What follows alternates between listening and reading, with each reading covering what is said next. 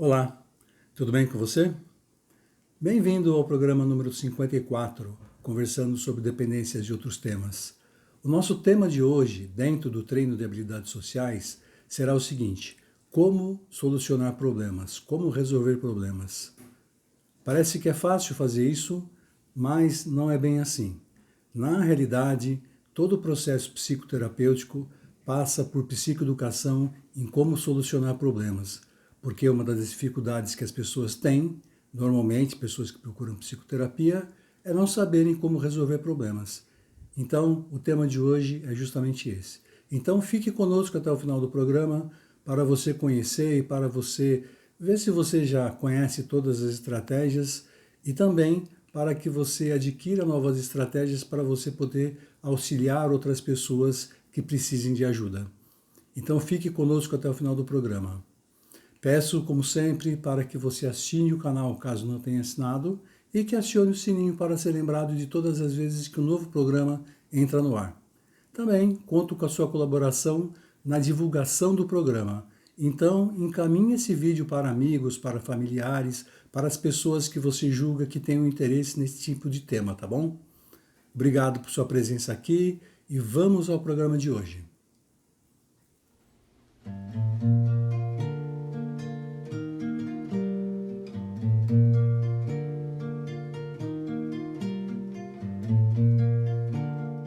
Oi, Neide, tudo bem com você?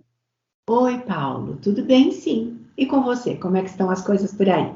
Tudo tranquilo, tudo bem. Muito frio, no ABC? Não está muito, não. Não Que está bom. frio, né?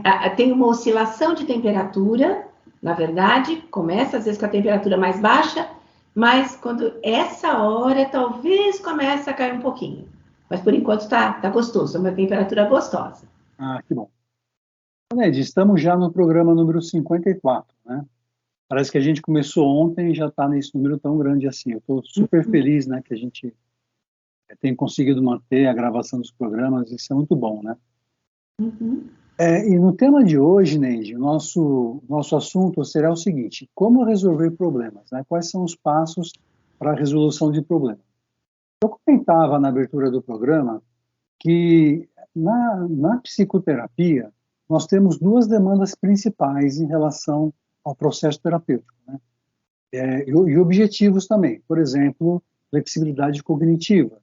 Para a terapia cognitivo comportamental, a flexibilidade cognitiva ela é principal porque a gente busca o tempo todo fazer com que o paciente enxergue, que ele interprete as situações e eventos de uma maneira alternativa para que as emoções sejam funcionais.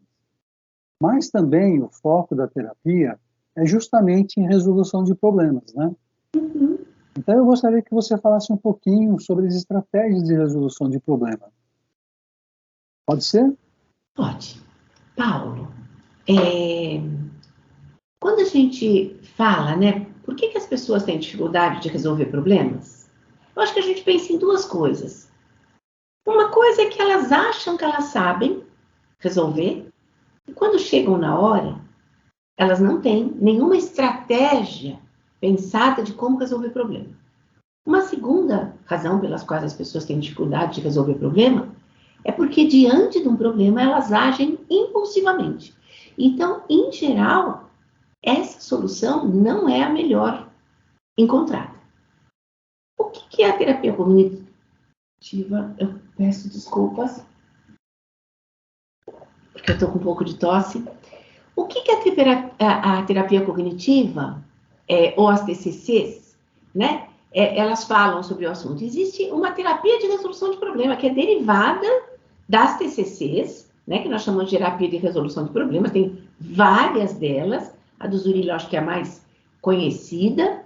E diz o seguinte: nós devemos ter uma forma sistemática de resolver problemas, né? Quais são os passos dessa forma sistemática? Então, a primeira coisa é identificar que o problema existe, né? Muitas vezes nós temos sinais, coisas estão acontecendo na nossa vida, no nosso corpo, mas nós não identificamos que temos um problema. Muitas vezes o paciente, quando ele vem para a terapia, fica muito claro que ele não percebeu que ele tem um problema, né? Ele não tem consciência de que ele tem um problema. Segunda coisa, diferenciar sintoma de problema. Muitas vezes nós ficamos trabalhando no sintoma e perdemos de vista a essência do problema. Se eu trabalho no sintoma, eu resolvo só temporariamente. Por quê? Porque o sintoma vai passar, mas dali a pouco o problema vai estar lá presente de novo. Tá? Então, esse seria meu segundo passo, diferenciar sintoma de problema. Uma outra coisa que é importante a gente fazer é fazer tipo uma tempestade cerebral. Quer dizer, eu sei qual é o problema. Quais seriam as alternativas possíveis? E normalmente a gente já gostaria de pensar na alternativa escolhida. E a gente pula essa etapa. Essa etapa é importante porque nos coloca mais em contato com o problema. A gente vê as várias faces dele. E para cada face, poderia ter uma alternativa de resolução diferente. Uhum. Veja, conhecer aquilo que você tem, saber exatamente qual é o seu problema, é fundamental para você fazer uma escolha, escolher uma alternativa que te resolva realmente o problema. Né? Então, você faz uma tempestade cerebral e com as coisas que são válidas, as que não são válidas, coloca tudo no papel. E aí você escolhe de todas aquelas, já tira o que é totalmente inviável, deixa algumas opções e dessas opções escolhe aquela que te parece mais viável para resolver o teu problema no momento.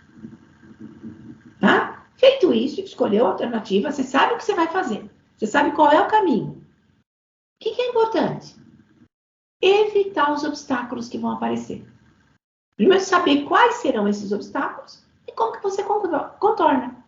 Né? Porque, às vezes, eu tenho até a solução do problema, mas eu sei que eu vou esbarrar numa pessoa, num comportamento, numa dificuldade objetiva. Então, o que eu vou pensar? Eu vou transpor os obstáculos.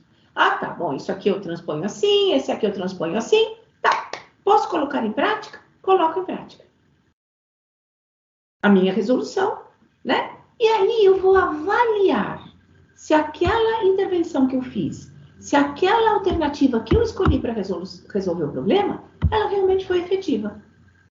Né? Se ela foi efetiva, meu problema foi resolvido, eu posso até fazer uma checagem realmente se ele foi resolvido, porque problema resolvido não aparece mais. Muitas vezes, a gente usa uma alternativa de resolução, mas o problema continua lá.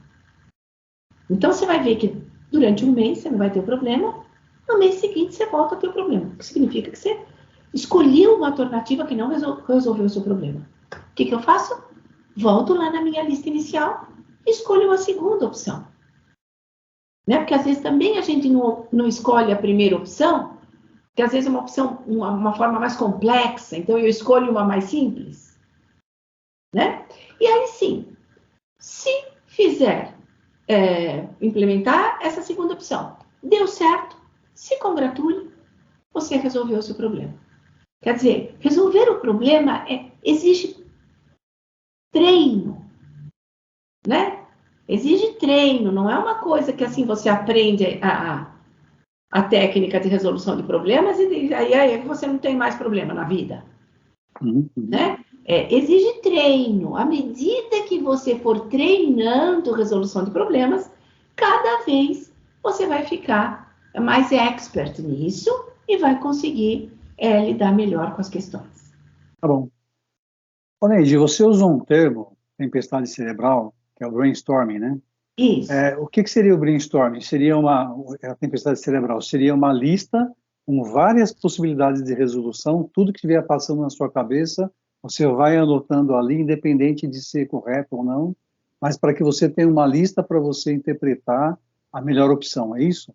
Exatamente. Olha, a gente pode chamar também de um toró de palpite. Toró de palpite, né? Que vale também. Mas é exatamente isso que você falou, Paulo. é uma lista de possíveis alternativas de resolução. Por isso que quando a gente fala em tempestade cerebral, ou essa forma em inglês, brainstorming, é tudo que te aparecer na cabeça. Você não precisa fazer uma seleção naquele momento. Porque às vezes aquela coisa que te parece mais louca é aquela coisa. Às vezes não é da coisa, não é a alternativa que você vai usar, que é essa loucura. Mas é dela que vai surgir uma alternativa viável. Sabe? Então você pensa, nossa, vou fazer uma coisa maluca. Não vai fazer, porque a coisa é maluca, a palavra já está dizendo que você não vai. Mas é dela, é poder ter pensado nela que te permite pensar em outra coisa. Verdade, verdadeiro. Né? Eu acho que isso é super importante. Sim, com certeza. Olha, de outra coisa, uma coisa que você comentou também que eu acho interessante é assim, a sua escolha de resolução não necessariamente implica dizer que vai dar certo, né?